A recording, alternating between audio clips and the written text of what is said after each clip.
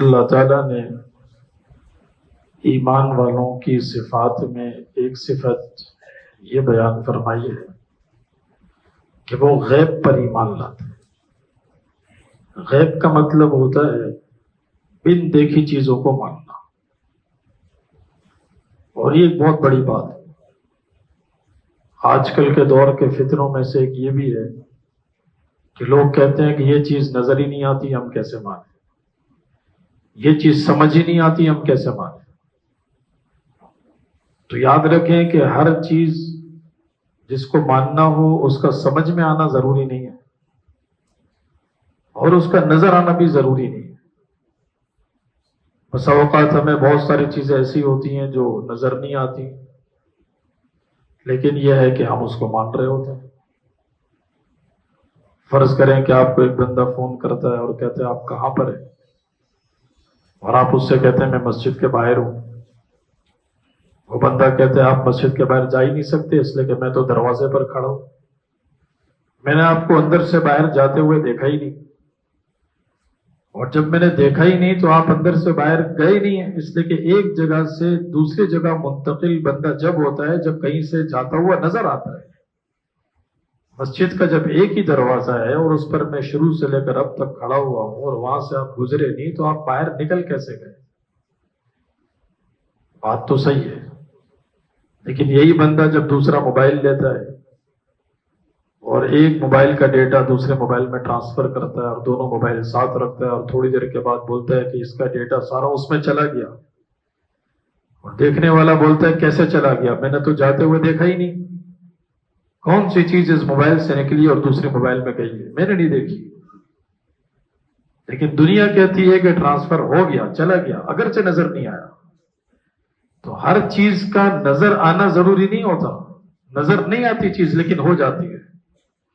تو اسی طرح اللہ تعالیٰ کے جو نظام ہے، اللہ تعالیٰ کی جو قدرت ہے، اللہ تعالیٰ کے جو فیصلے ہیں، یہ ہمیں سب نظر نہیں آتے لیکن ہوتے ہیں، ضرور ہوتے ہیں، اور ہمیں اس چیز کا یقین رکھنا چاہیے کہ ہمیں اپنا اعتقاد، اپنا نظریہ یہ بنانا چاہیے کہ اس کائنات میں وہ ہوتا ہے جو اللہ چاہتے ہیں، اور ہر چیز اللہ کے قبضہ قدرت میں ہے، اور پھر ہم حضور اکرم صلی اللہ علیہ وسلم کی تعلیمات کے مطابق زندگی گزاریں۔ ایک دفعہ حضرت ابو بکر صدیق رضی اللہ تعالیٰ عنہ بیٹھے ہوئے تھے، اور ساتھ میں جناب نبی کریم صلی اللہ علیہ وسلم بھی بیٹھے ہوئے تھے۔ ایک شخص نے حضرت ابو بکر صدیق رضی اللہ تعالیٰ عنہ کو برا بھلا کہنا شروع کیا۔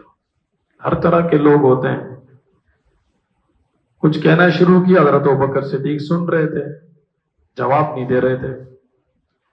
حضور اکرم صلی اللہ علیہ وسلم سن کر حیران بھی ہو رہے تھے اور مسکرا بھی رہے تھے۔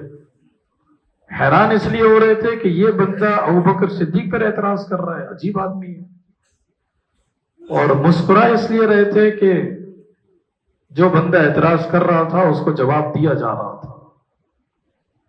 لیکن جب وہ بندہ بہت زیادہ بولنا شروع ہوا تو انسان ہوتا ہے آپے سے باہر ہو جاتا ہے۔ تو ابوبکر صدیق کو غصہ آ گیا، حضرت ابوبکر صدیق رضی اللہ تعالیٰ عنہ اس کو جواب دینا شروع کیا، اس کو بھی برا بھلا کہنا شروع کیا۔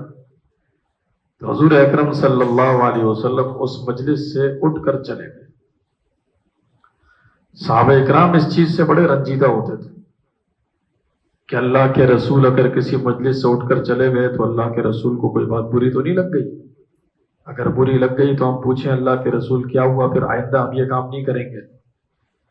حضرت ابوبکر صدیق گئے جناب نبی کریم صلی اللہ علیہ وسلم کے پاس اور عرض کیا کہ اللہ کے رسول، جب وہ بندہ مجھے برا بھلا کہہ رہا تھا تو میں دیکھ رہا تھا کہ آپ حیران بھی ہو رہے تھے اور مسکرا بھی رہے تھے، لیکن جب میں نے کہنا شروع کیا تو آپ مجلس سے اٹھ کر چلے گئے، کیا وجہ ہوئی؟ حضور اکرم صلی اللہ علیہ وسلم نے فرمایا ابو بکر، جب وہ بندہ تمہیں برا بھلا کہہ رہا تھا اور تم خاموش تھے تو اللہ تعالیٰ نے آسمان سے ایک فرشتہ بھیجا تھا جو تمہاری طرف سے اس بندے کو جواب دے رہا تھا، لیکن جب تم نے جواب دینا شروع کر دیا تو بیچ میں شیطان آ گیا۔ جس مجلس میں شیطان آ جائے میں اس مجلس سے اٹھ کر چلا جاتا ہوں، میں یہاں سے اٹھ کر چلا گیا۔ پھر حضور اکرم صلی اللہ علیہ وسلم نے حضرت ابوبکر صدیق رضی اللہ تعالیٰ عنہ کو 3 نصیحتیں فرمائی.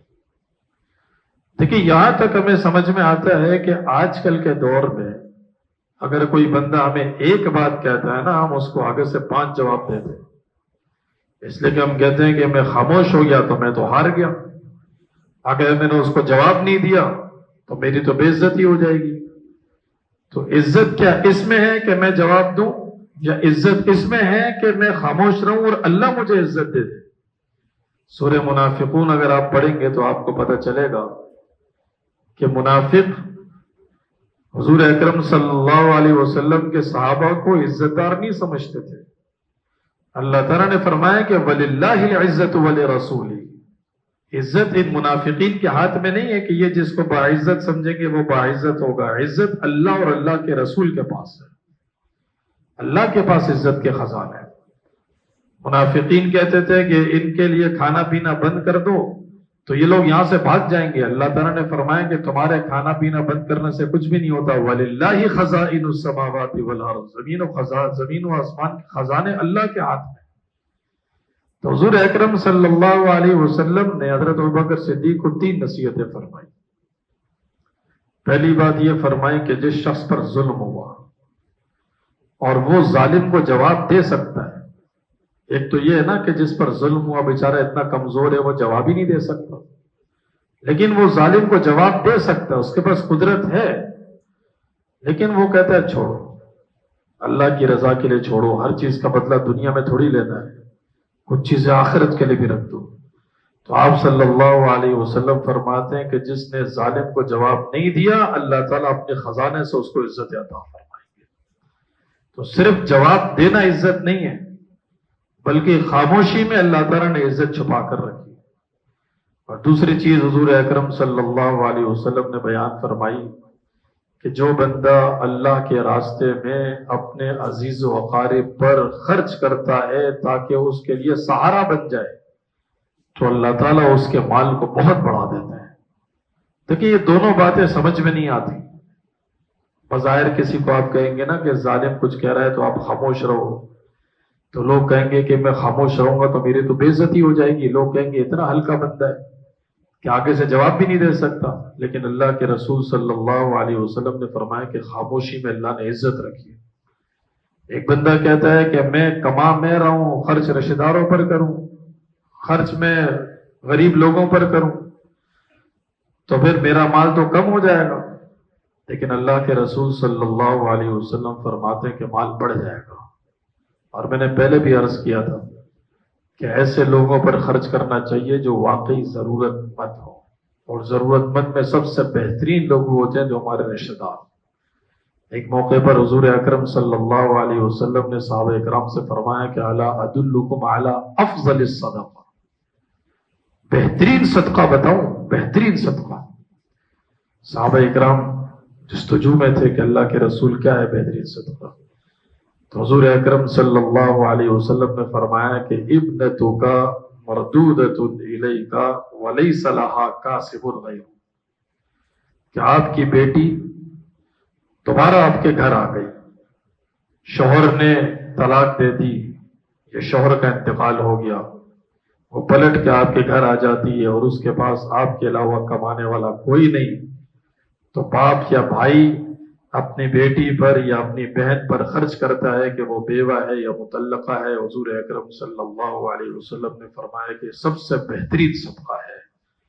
ہم سمجھتے ہیں کہ شاید باہر کے لوگوں کو دینا ہی صدقہ ہے، گھر میں خرچ کرنا صدقہ نہیں ہے، لیکن حضور اکرم صلی اللہ علیہ وسلم نے فرمایا کہ ایسی بے سہارا عورت پر خرچ کرنا سب سے بہترین صدقہ ہے.